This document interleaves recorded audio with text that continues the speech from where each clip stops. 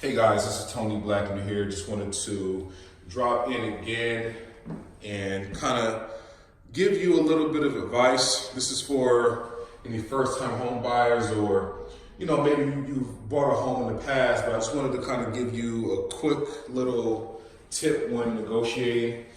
Maybe you don't have a whole lot of money. Maybe you have the credit to qualify for a loan, but you don't have a whole lot of money for down payment and closing costs.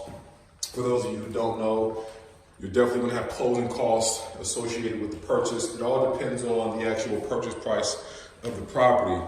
But with that being said, a good way to negotiate to bring as least money as possible to the closing table is maybe you see a property that is listed for, let's just say, $70,000, but maybe you see that the property hasn't sold, and you see that the property has a potential of appraising for more money. Let's just say it's really worth $75,000.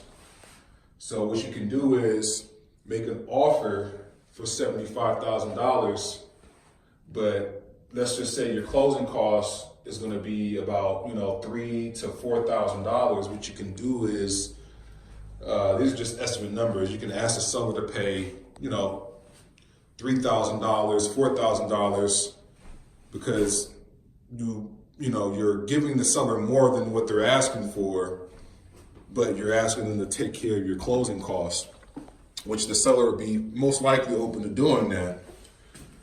So that's a quick little technique you can use to get into a property with very little money out of pocket.